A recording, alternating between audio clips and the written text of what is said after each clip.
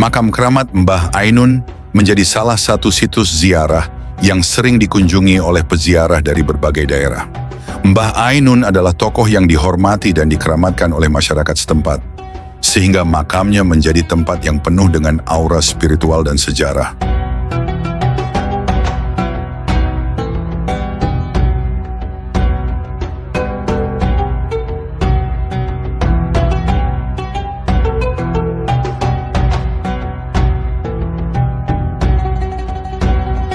Mbah Ainun, menurut penuturan dari Bapak Sana yang merupakan keturunannya, berasal dari Blitar, Jawa Timur.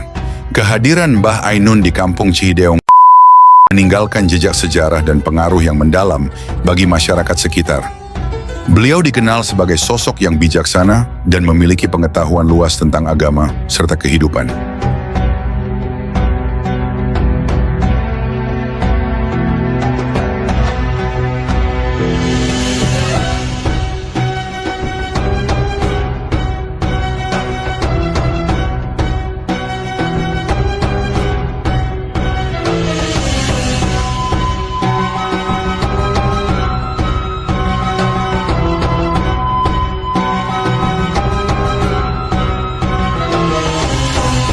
Makam Mbah Ainun tidak hanya menjadi tempat untuk berziarah, tetapi juga menjadi pusat spiritual bagi masyarakat setempat.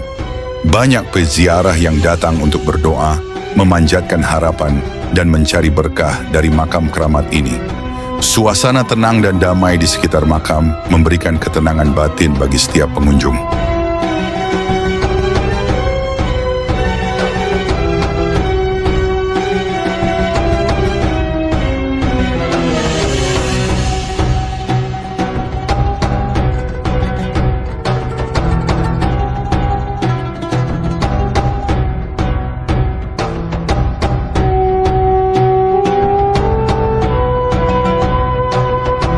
Bagi masyarakat Kampung Cihideong, makam Mbah Ainun memiliki nilai sejarah dan spiritual yang sangat berarti. Setiap tahun masyarakat mengadakan acara ziarah bersama dan doa bersama di makam ini sebagai bentuk penghormatan dan penghargaan atas jasa-jasa Mbah Ainun.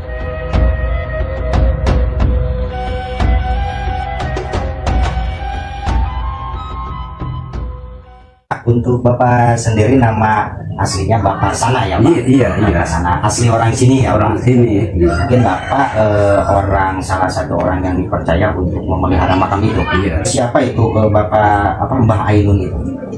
Oh itu kan biasanya di sini kan makamnya itu cuman makam untuk keluarga. Tapi yang di situ, yang di atas itu jadi makam Mbah Raden Surya Kancana. Itu khusus penjarahan. Waktu zaman Belanda itu udah ada. Iya, cuman sekarang ini berhubung ulah manusia itu jadi berubah itu lokasi. Jadi kan dulu rumput yang bagus-bagus kayak taman di situ, sekarang nggak ada, hilang. Bagaimana Pak itu sejarahnya tentang makam keramat tersebut? Sejarahnya di mana? Sejarahnya itu misalnya diambil dari kampung, ya, diambil dari kampung itu berhubung ada kali, ada keramat. Jadi keramat Cihideung gitu. Ya ada lucunya itu begitu. Berarti asal usul nama Kampung Cihideung Keramat Ya. diambil dari itu. Iya. Itu sejak tahun berapa Pak penamaan nama Kampung Cihideung Keramat? Sekitar zaman itu apa namanya, penjajah. Zaman penjajah. Iya itu. Penamaan kampung ini udah lama. Terus yang dimakamkan di tempat tersebut itu siapa aja selain makam? Ya banyak itu. Jadi nggak ada yang tahu gitu. Ya, yang paling kono ada itu, yang paling sapar itu batu. Ya bentuknya batu. Nah, berarti nama Mbah Ainun itu memang dulunya tokoh yang Emang dari dulu, dari dulu dari dulu. dan Bapak turunannya. Iya. aslinya orang Blitar ya. Iya, namanya.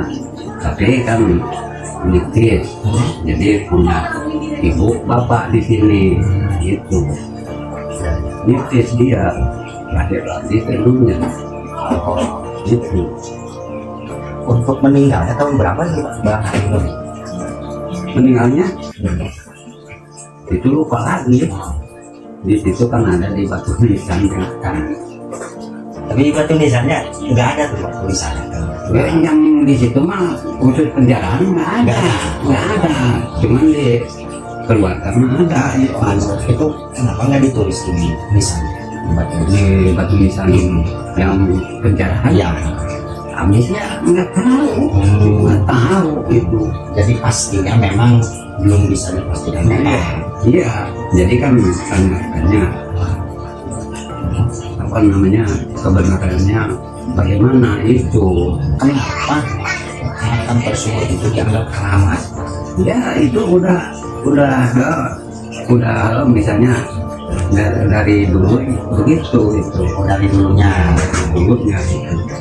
Di asal muasalnya memang tidak dipastikan ya keramatnya. Iya. Kenapa? Pokoknya Bapak dari sejak kecil pun anggapnya orang keramat aja. Iya itu.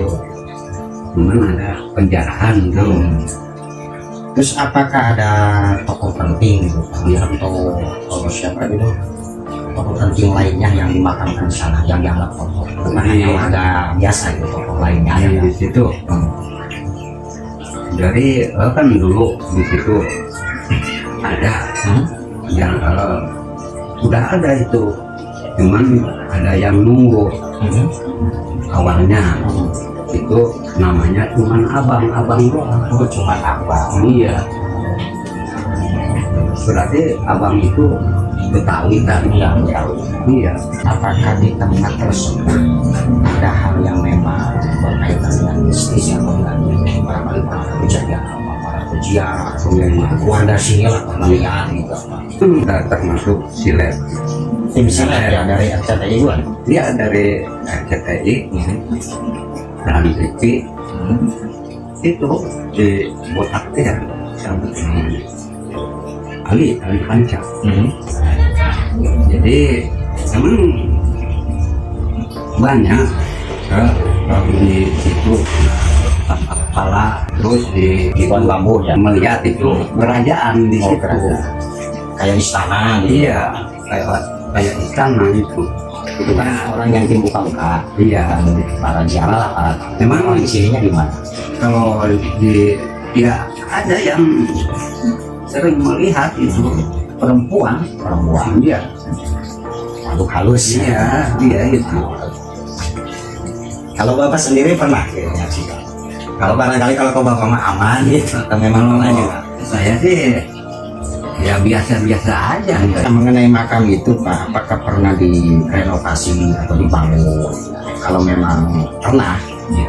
apakah itu dananya, biayanya dari keluarga tokoh itu atau memang dari patungan masyarakat? Dulu kan dari Cicerok tuh, dari Cicerok itu polisi yang ngebangun. Yang ngebangunnya?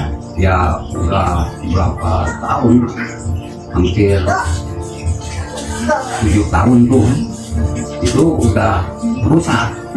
Rusak ya cuma atapnya doang dengan kayu. Ya diganti sekarang nih ya supaya jangan kehujanan lah. Nah, apakah ada cara lain nggak gitu? Kalau mau ziarah itu harus apa dulu gitu? Ada pengkhususan nggak? Nggak ada itu, nggak ada. Cuman berdoa sama juga begitu. Jadi nggak ada aturan khusus lah gitu. Tergantung ya yang masing-masing apa namanya kepercayaan. Bapak tahu gitu orang yang berziarah ini dalam 1 bulan berapa orang gitu? Ya kalau gitu nggak datang ke sini, Nggak datang. Langsung aja gitu.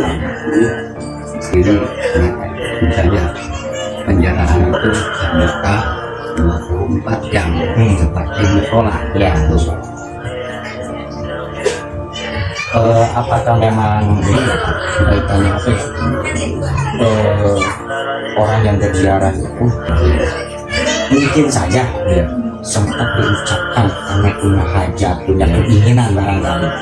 Ada aja ya. Iya. Walaupun dia harusnya kan tujuannya ziarah, Iya. malah minta yang macam-macam. Ya, emang semua itu begitu mintanya, ajaknya Karena ada tujuan. ada tujuan gitu. Nah, dari Bapak sendiri akan menyarankan nggak? Ya, ya. Misalnya yang pertama ziarah ini cukup berdoa, ya perlu minta yang aneh, Iya, iya. kalau minta itu berdoa ya kepada Allah. Iya, iya.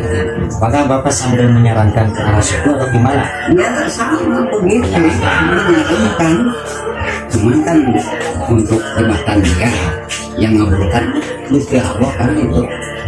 Berarti intinya yang ziarah ini banyak ya, yang macam-macam gitu ya, ada pertanyaan gitu ya. Emang dulu zaman dulu nomor banyak gitu. Pernah datang gitu. Iya banyak tahun 80-an. Tapi Pak, kalau misalnya seperti tadi Bapak kata Bapak tahun 80-an gitu ya, orang yang lagi main lah gitu Iya, kan, iya. sehingga datang ke makam tujuannya untuk minta-minta. Iya. Apakah ada rasa risih nggak warga atau Bapak sendiri? Wah, kok di kampung saya ada makam keramat malah dimintai untuk hal-hal seperti itu? Iya, kalau nggak yang nggak paham itu begitu. Oh, jadi balik lagi Pak, untuk makam ini sebetulnya bisa dikatakan patilasan ya Pak? Patilasan. Jadi secara orangnya itu di mana juga makamnya, apakah di sini atau di tempat lain? Iya, namanya patilasan. Di mana-mana. Di mana-mana. Iya. Jadi secara jasadnya itu sebetulnya dikuburkannya bukan di sini. Bukan, cuman tadi kiri tapak satu. Tapak satu. Iya. Sudah, Pak, kita tahu. Tapak satu itu untuk itu di mana satu lagi tapaknya. Kalau misalnya napak dua, di situ di kuburnya.